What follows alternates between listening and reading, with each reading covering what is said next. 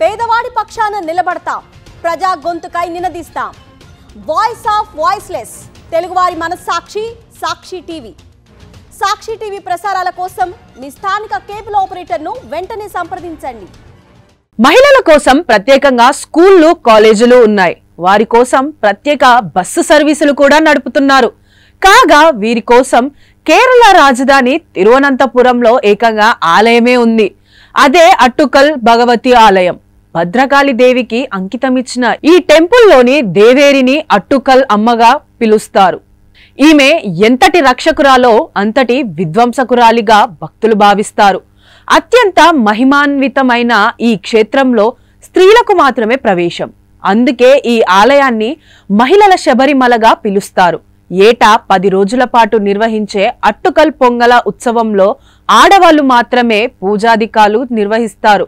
ఆ రోజుల్లో పురుషులను ఆలయ దరిదాపులో కూడా రానివ్వరు. ఏటా మార్చిలో 10 రోజుల పాటు ఉత్సవాలు నిర్వహిస్తారు. ఇది ఆలయంలో జరిగే అతిపెద్ద పండుగ.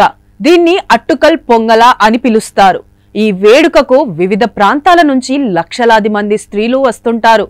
స్త్రీ దైవత్వాన్ని గౌరవించడానికి మగువలకు మాత్రమే ఆలయ ప్రవేశం కల్పిస్తారు. అంతే తప్ప పురుషుల పట్ల ఎలాంటి వివక్ష ఉండదు. ఆచార వ్యవహారాల్లో కేవలం మహిళల భాగస్వామ్యం కోసం మాత్రమేనని చెబుతారు.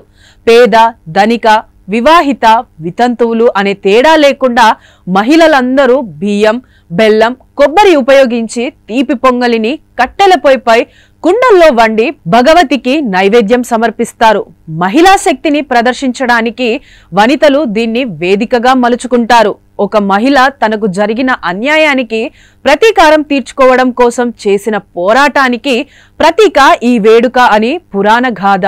2009లో గిన్నిస్ రికార్డులోకి సైతం ఎక్కింది.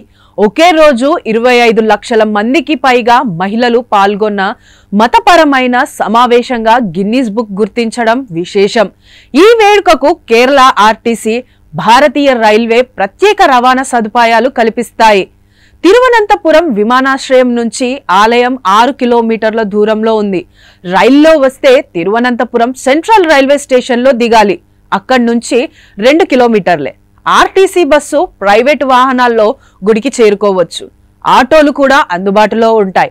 ఉదయం 4:30 నుంచి మధ్యాహ్నం 12:30 గంటల వరకు, తిరిగి సాయంత్రం 5 గంటల నుంచి 8:30 వరకు ఆలయం తెరిచి ఉంటుంది.